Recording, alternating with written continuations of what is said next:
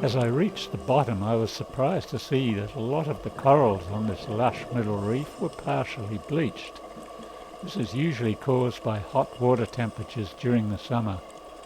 It was the 9th of April and the water temperature was still a warm 28 degrees. This suggested that the water temperature had been dangerously high during February and March at the height of summer. Fortunately, the water temperatures started to drop and it seemed likely that most of the corals would survive and recover.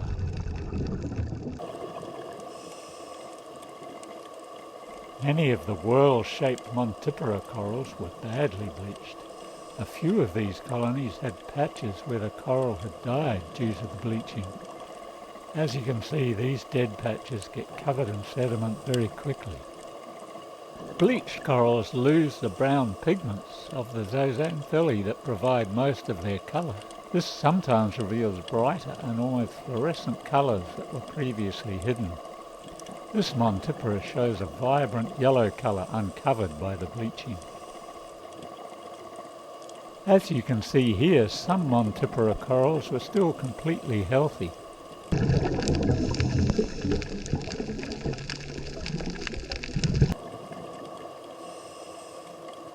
Shaded parts of a coral colony do not bleach as severely as those in full sun.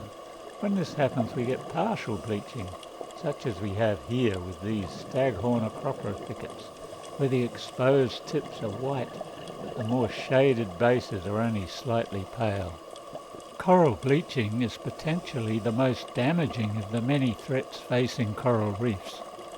Bleaching occurs when water temperatures reach higher than 30 degrees, and symbiotic zooxanthellae in the coral's tissues start to produce toxins. When this happens, the corals have to expel their zooxanthellae or they'd be poisoned. These zooxanthellae produce about 70% of the coral's food, and unless water temperatures drop within about 3 weeks, the corals will starve to death. These damaged corals turn white and look bleached because most of the coral's colour is provided by the zooxanthellae in their tissues. The evidence suggests that coral bleaching episodes are becoming more frequent and more destructive as global warming continues. We first dived on the Great Barrier Reef in the mid-70s, but only noticed bleaching at a limited local scale back in 1986 on some Cairns inshore reefs. Wide-scale coral bleaching was first recorded in 1998 and again in 2002, causing shockwaves amongst coral reef scientists and watchers worldwide. Limited bleaching occurred occasionally over the next 14 years before the next major episode in 2016 that centred on the far north Great Barrier Reef.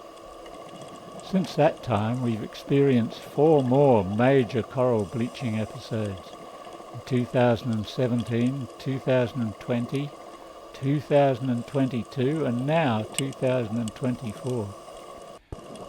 You can see these last 5 bleaching events on these water temperature anomaly maps for both the northern and southern Great Barrier Reef. Areas shown in orange or red got the worst coral bleaching.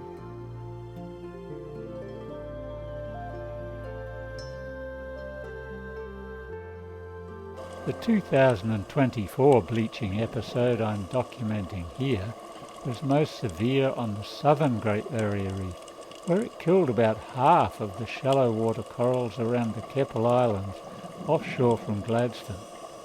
It also caused lots of coral death around Lizard Island up north of Cairns. Most of the areas that were severely impacted by this episode have not yet been resurveyed to determine the extent of coral death. We were lucky here in the Whitsundays, where most of the corals have recovered from the midsummer bleaching.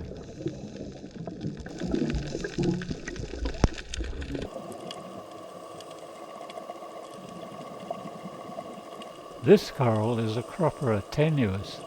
It has been nicknamed the super coral because it is super resistant to bleaching. After a bad bleaching event, it's one of the few corals left alive. We're not sure why this species is so resilient, but it has been the subject of extensive research over the past 5 years to try and learn its secret.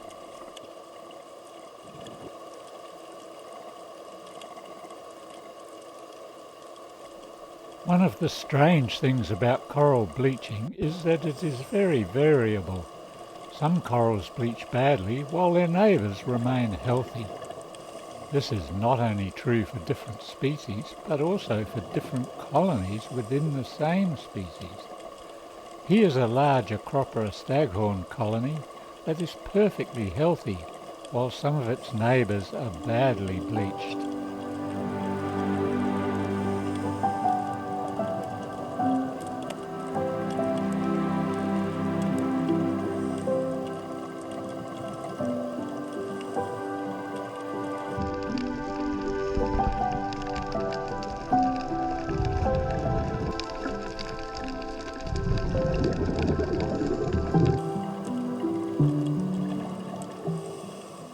Many soft corals also rely on zooxanthellae for survival and can be bleached by high water temperature.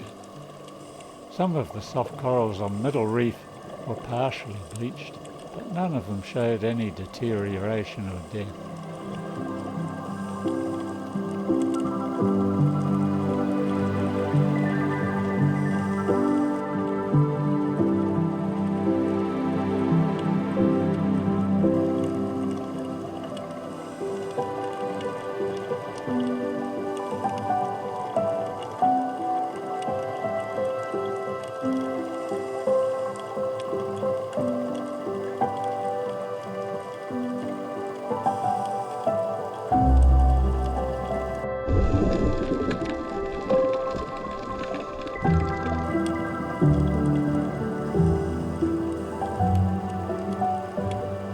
Here's another example of a healthy, unbleached Montipora coral near some partially bleached colonies and another that is badly bleached.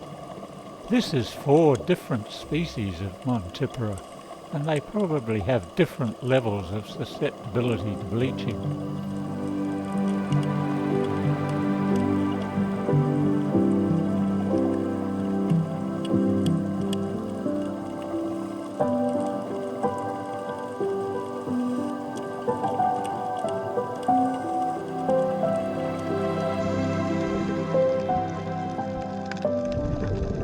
A few corals on Middle Reef had been slightly damaged by the 30-knot winds and big waves kicked up when Cyclone Kirrily came past here in late January.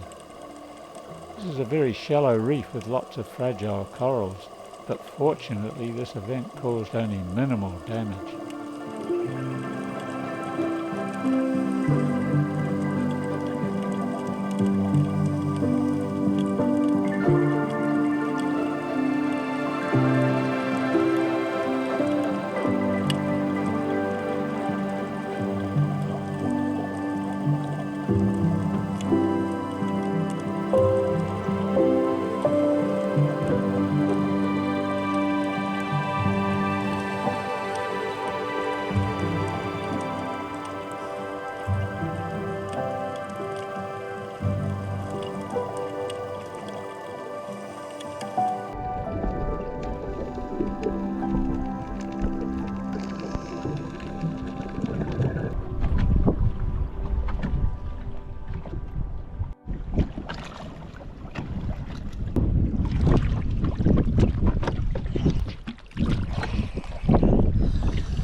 Well, that was rather interesting. A lot of coral bleaching, very little cyclone damage.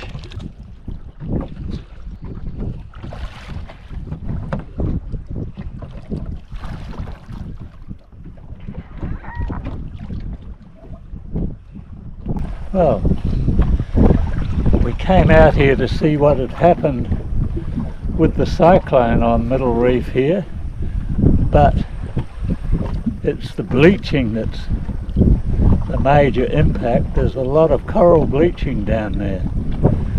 Lots of pale coral. Very few of them have died. There's a few patches of some corals that have died, but most of them are still okay. And the water temperature's down to 28, so they should survive now. I noticed some of the Montipora whorls had gone a bluish colour. It was strange. Some corals of the same colony, some parts of it were bleached and some weren't. But also just the same species of coral next door to each other. One was bleached and one was perfect. So it's a very strange business, all this coral bleaching.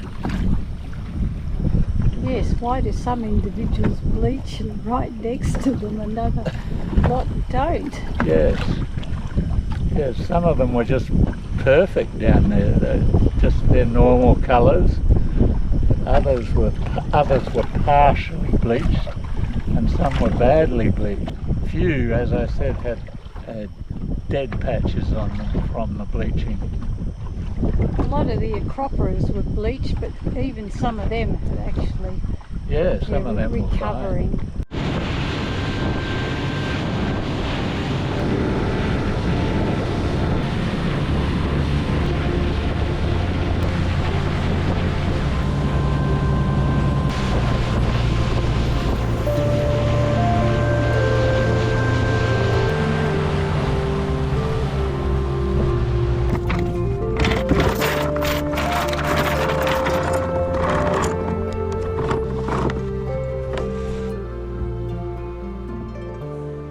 How's the water temperature?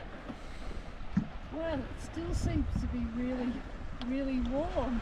It was 28 down there. Yeah.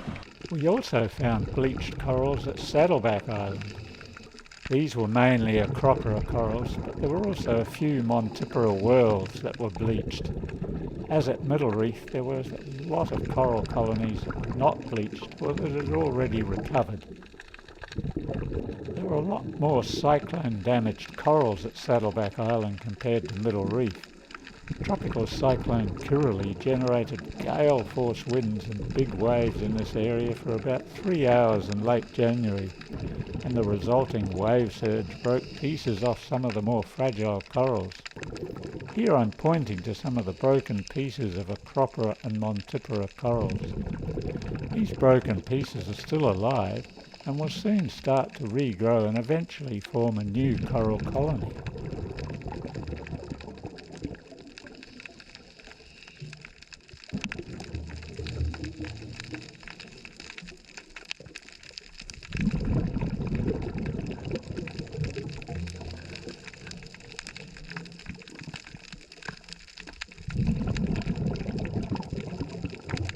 This Montipora coral colony has been dislodged and turned over by the waves. The coral is then starved of light and will eventually bleach and die, except for a band around the edge that will curl around and start to regrow over the dead bottom of the colony.